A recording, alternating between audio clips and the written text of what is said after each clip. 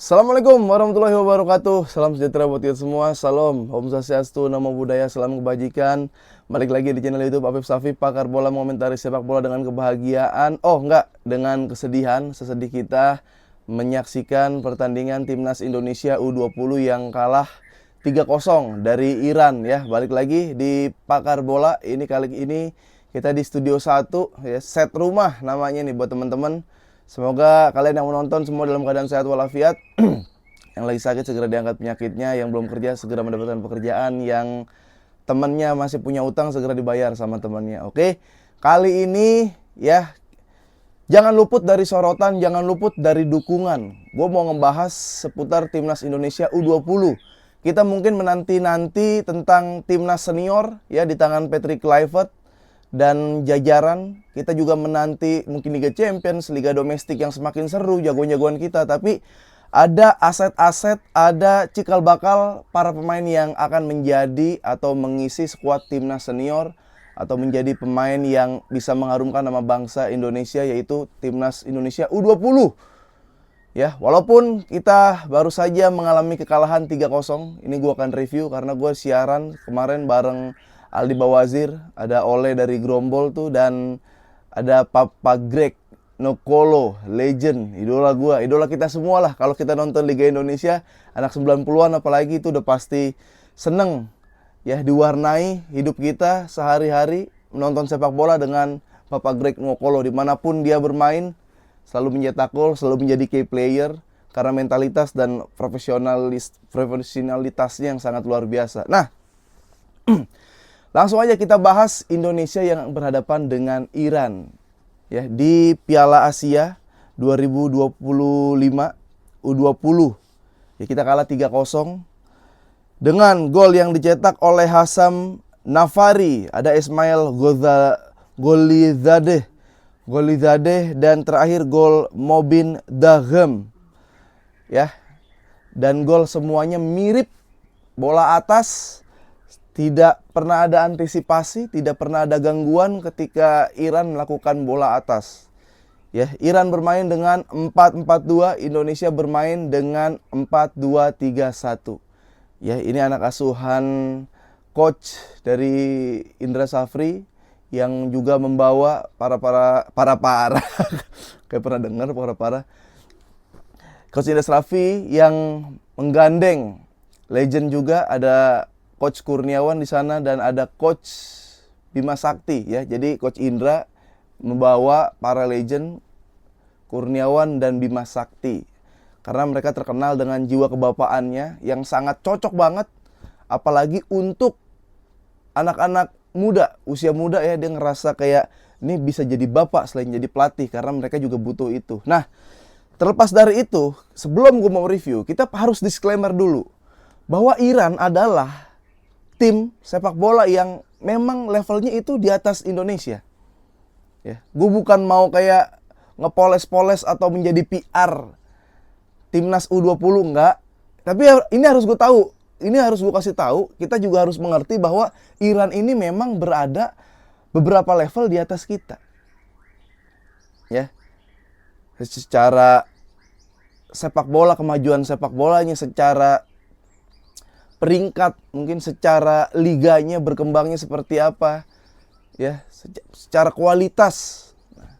Tapi di sini kita nggak mau berbicara mengenai peringkat lah atau level kah, karena gue ngelihat kita ini kalau selagi muda itu tuh masih sama, itu tuh masih 50-50 ya. Papa Greg juga setuju gue ngomong, justru di saat kita muda lah yang kita bisa mengimbangi atau kita bisa sama dengan klub-klub bukan cuma Asia Timur, ya Afrika, tapi bisa imbang nih sama level dunia.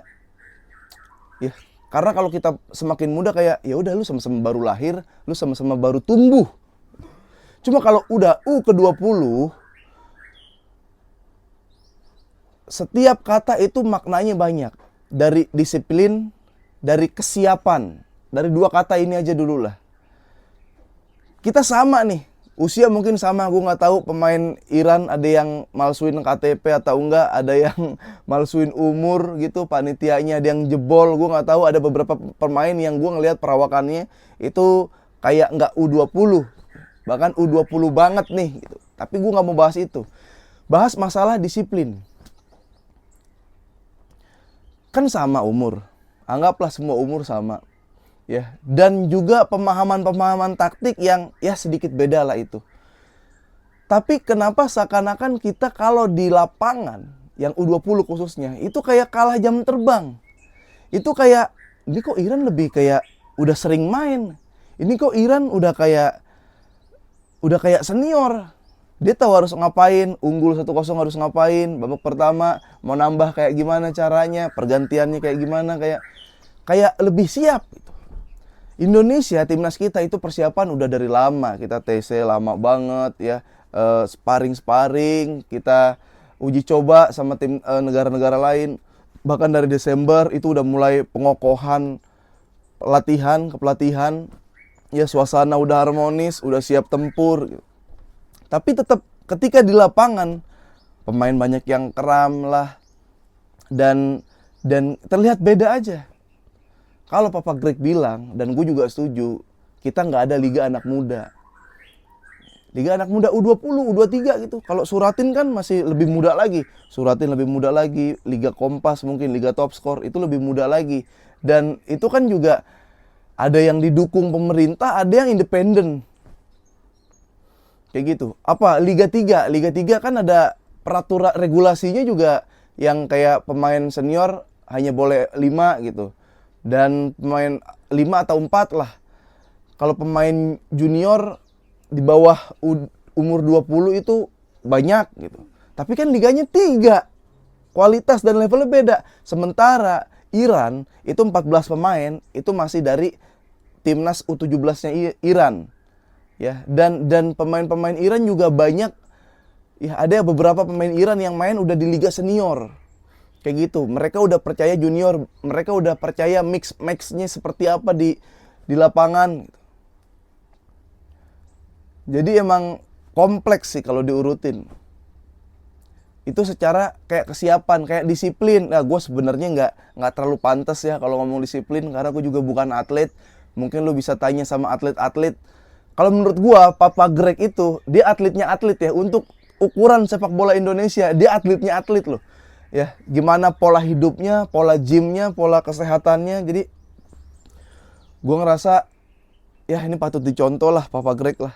Nah, sekarang kita ke pertandingan 4-2-3-1 berhadapan dengan 4-4-2 di lapangan. Ya, gue ngerasa Iran tuh nggak terlalu banyak variasi serangan. Iran tuh nggak terlalu banyak hal-hal yang mengejutkan. Dia bermain secara pragmatis, dia menciptakan gol dengan cara diulang-ulang. Dengan cara dia tahu kita lemah di bola atas dan itu terus dilakukan.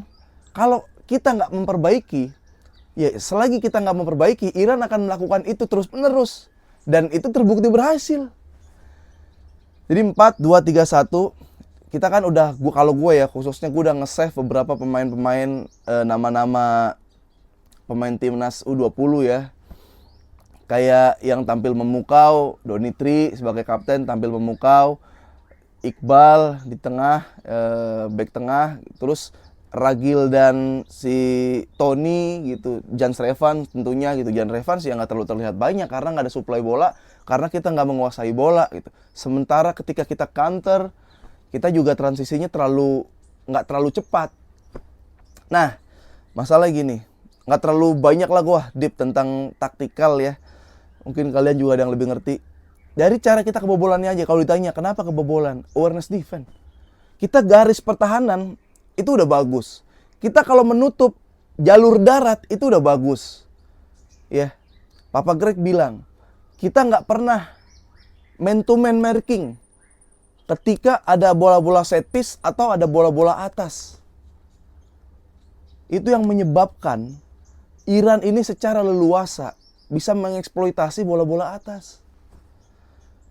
Apalagi bentuk postur yang beda. Mungkin sekalinya pun ada postur yang sama, Iran ini lebih masal gitu. Kayak dia udah siap, otot-ototnya lebih kenceng. Struktur tulangnya udah kebentuk. Sehingga kalau dia duel gini, kita kadang 2 orang pemain timnas kita nih, U20, ngambil bola dari pemain Iran, itu susah banget. Kita udah 2 orang. Giliran Iran megang bola 1 orang, kita ngambil 2 orang, nggak rebut-rebut. Apalagi gue coba, ada mungkin kalian yang baca statistik atau ada yang ngitungin, ketika bola atas diluncurkan oleh Iran, bola-bola direct diluncurkan, persentasinya berapa tuh? Gue bahkan bisa bilang kayaknya ini 100% deh Iran deh. Persentasi kemenangan duel bola atas atau second ball yang ia dapatkan 100%. Second ball mungkin ada beberapa yang masih miss, tapi kalau untuk menang duel bola atas 100%. Ketika set piece, ketika corner, ya kalau kita nggak mau atau nggak bisa nge-press man to man marking, kita tempel satu persatu. Setidaknya kalau ada pemain Iran yang loncat, udah pasti nih kepalanya terkena bola, ganggu aja. Lu kasih dorongan dikit, lu kasih sentuhan dikit. Dorong kalau pakai tangan kelihatan banget mah penalti. Sentuh lah dikit lah, kayak biar nggak seimbang gitu, biar dia nggak balance. Ini nggak, gol pertama kita lihat, ya set piece tuh, gol.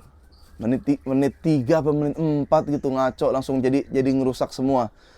Setelah itu gol kedua nih yang corner ya, yang throw in, passing lagi, bola atas lagi. Salto, ada gol salto. Wah, itu udah sih menurut gua kayak, gue pikir gue nggak tahu ya di dalam locker room tuh seperti apa ketika ada 1 gol di menit awal yang gol itu dihasilkan oleh bola atas. Setelah itu banyak peluang-peluang dari si Iran yang menggunakan heading karena dia mengeksploitasi jalur-jalur udara. Gue pikir harusnya memang ada adjustment yang dilakukan ya para coach ini untuk mengantisipasi gimana cara menghalau bola-bola atas. Ya kalau misalkan Iran mengeksploitasi jalur-jalur udara. Tapi justru malah ada 2 gol lagi yang tercipta melalui jalur-jalur udara ini. Ya, gue ngerasa jadi untuk bertahan, shape-nya, lininya, itu kita udah kompak, kita udah bisa. Karena apa? Jalur darat dari Iran, itu kita bisa memutus. Tapi kalau udah bola atas, nah ini mungkin pertimbangan atau suatu pelajaran yang bisa diambil dari berhadapan dengan Iran. Ya, apa aja pelajaran yang bisa diambil dari Iran? Yaitu jangan kebobolan di menit awal, karena nanti akan berhadapan dengan Uzbek ya. Uzbekistan ini juara bertahan, pemain-pemainnya juga hegemoninya udah kebentuk, dan ada beberapa pemain Uzbekistan juga yang udah memperkuat tim Eropa, bukan ecek-ecek. Kusanov gitu, kayak dia di Manchester City, berarti kan ada 1 pemain yang ada di klub terbaik, salah satu klub terbaik, berarti kan kayak yang lainnya ini pasti banyak yang nyusul kayak gitu. Nah, kalau kemarin kita lihat kurangnya, wah kalian juga bisa komentar sendiri. Kayak gue berharap ngelihat Donitri yang sebelumnya yang naik turun, tapi mungkin karena si Muhammad ya nomor 17 Muhammad ini terlalu klinis banget, dia lincah banget. Jadi mungkin agak sedikit keraguan buat Donitri maju ke depan ya, overlap naik turun itu ada sedikit keraguan. Jadi 3-4-3-nya itu tidak berjalan, jadi kayak 4-4-2 justru atau 4-2-3-1, tetap 4 back gitu. Nah, lalu juga ada Welber Jadim yang dia diganti ya. Gua nggak terlalu ngelihat gini. Lu kalau nonton YouTube gue sih sebenarnya sempat ya ngomongin tentang Welber Jadim gitu di awal-awal U17, karena kan dia dibawa, dia pemain yang bisa di segala posisi ya. Dia pernah jadi back tengah, terus pas ketemu Tunisia apa ya, kalau nggak salah itu dia jadi back sayap, terus pernah jadi DM juga, menjadi double pivot. Kemarin sempat bermain di wide ya, gue pikir bakal oke, dia ada karena dia keturunan, terus main di Sao Paulo bisa naik turun. Tapi itu tidak terjadi. Babak kedua dia agak ke tengah sedikit. Jadi ada beberapa pemain yang underperform juga. Seperti itu. Nah, pelajaran apa yang bisa kita ambil? Wah, itu jangan kebobolan di menit awal, karena itu ngerusak serusak-rusaknya sistem sih kalau kebobolan di menit awal, kayak nggak berjalan gitu. Jangan sampai kebobolan di menit awal duluan, apalagi kita lawan Uzbek di juara bertahan, pasti lebih sulit dari berhadapan dengan Iran gitu. Terus kalau kita nonton video kita ulang-ulang kesalahan dan kelemahan kita adalah di bola atas, itu bisa buat jadi pelajaran. Tapi gue yakin juga analis dari Uzbekistan juga nonton match tersebut, dia bakal eksploitasi. Kalau dia nggak bisa mengeksploitasi lini sektor udara, dia pasti jalur-jalur darat bakal banyak serangan-serangan yang lebih variatif. Jadi gue belum bisa mengatakan ini hal yang mudah gitu. Kayaknya sih nggak ada seri nih, nggak ada seri ya. Kalau mau Indonesia, gue selalu rasa optimisme gue itu pasti datang kalau nonton timnas Indonesia ya.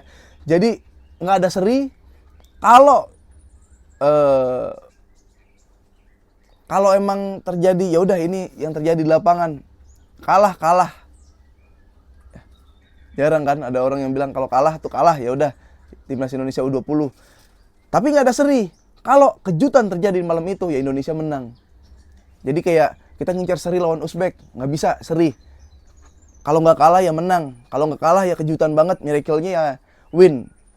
Itu yang terjadi. Oke, teman-teman, coba dari kalian mungkin ada usulan-usulan beda, ada argumentasi beda, bagaimana ngelihat pertandingan match kemarin antara Indonesia berhadapan dengan Iran. Boleh di komen di kolom komentar. Terima kasih yang selalu menonton channel YouTube Pakar Bola, yang udah beli merchandise. Terima kasih, semoga kalian suka. Sampai ketemu lagi di match berikutnya, dan gue akan mereview Barcelona yang akan berhadapan dengan Rayo, dan di drawing Copa del Rey, Barcelona harus berhadapan dengan Atletico Madrid. Karena gue ngerasa kayaknya bukan Madrid Atletico yang kita tunggu. Madrid lah kalau ketemu di semifinal ketemu. Tapi kayaknya Barcelona agak susah nih lawan Atletico Madrid. Oke, next video gue akan bahas. Selamat hari Jumat, Jumat berkah. Selamat menyambut bulan Ramadan.